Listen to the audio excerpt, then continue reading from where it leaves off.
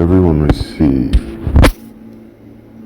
is a reflection of us. The feeling of letting go that people talk about, it's not so much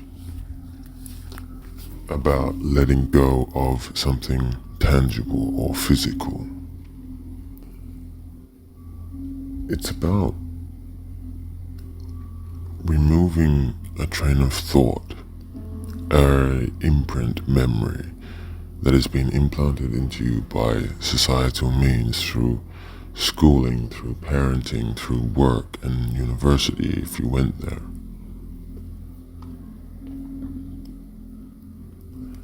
And adopting a different principle. It doesn't matter whether it's a psychic one or a flat earth or natural medicine. It's about alternate ways of thinking. And it all comes down to letting go of holding on to that memory or that belief. And it's about doing physical effort and learning and practice. These are the things that get better, right? We teach our children this. Practice makes perfect. Practice makes you get better, stronger, fitter, faster, more intelligent. So why is it when we always teach children think outside the box or try another alternative, we're always telling other people that you should get a second opinion with everything? But yet the one thing that doesn't get questioned a lot is about your reality. So why aren't we questioning the reality that we currently live in, as society should dictate? What is there is another one, hiding behind the scenes. So these are the things that when the term letting go refer to as all of that, as a memory or a thought. You stop hanging on to it. You are cleansing yourself from that ideology and putting into practice a new one. It might be green tea, or starting a healthier tea, or removing all the sugars.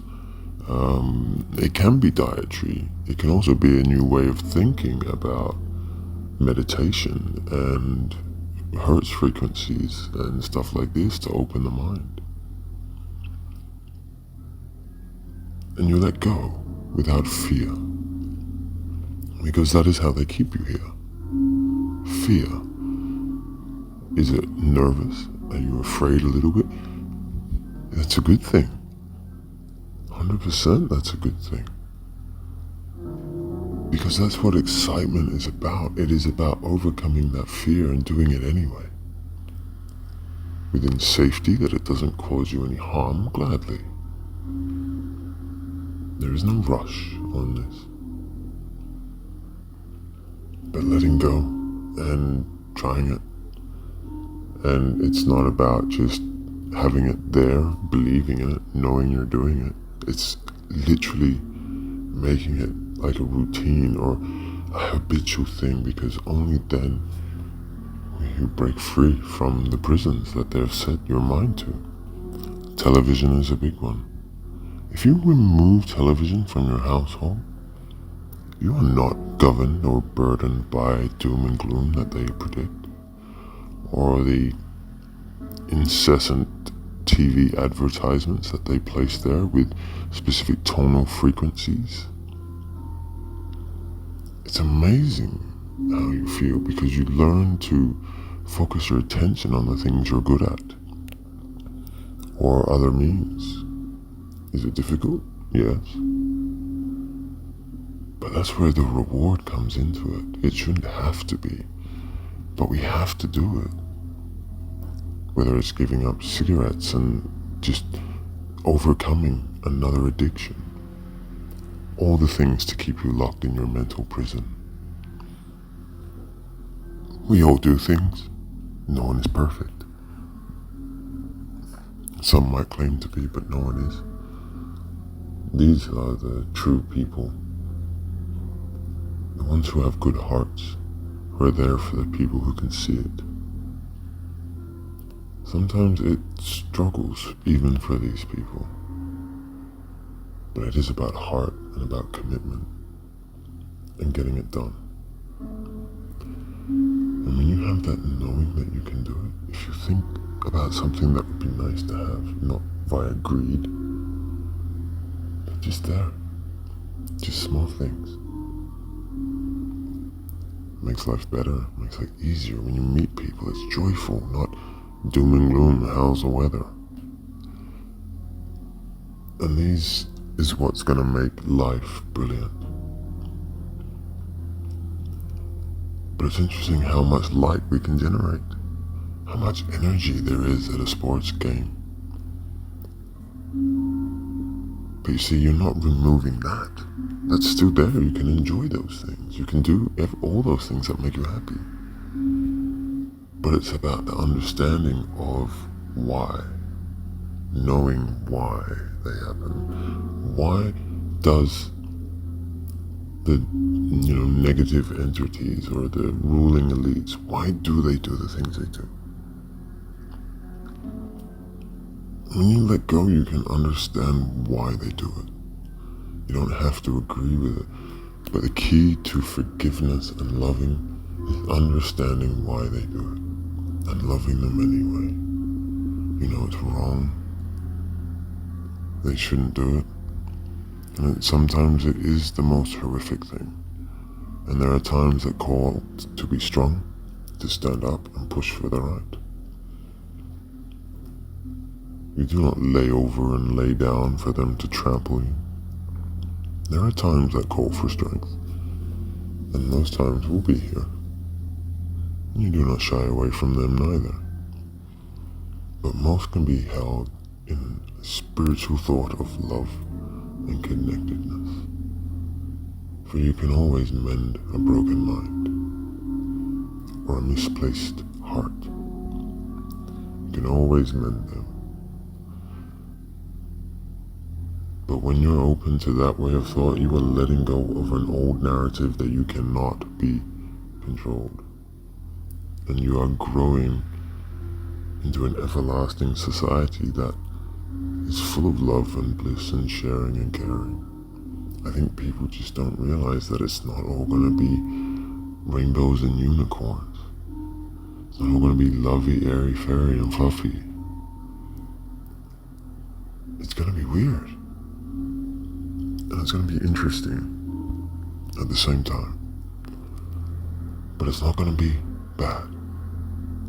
And that, my friends, is the energy that surrounds you when you feel that. It's not bad.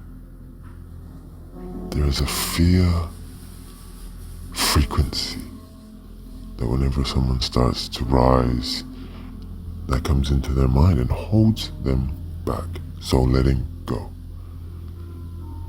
which is another part. When you let go, you can assess and feel fear, identify it. And like a small girl kissing a monster in a scary forest that turns it into a daylight scene from night. It harbors so much love and positivity.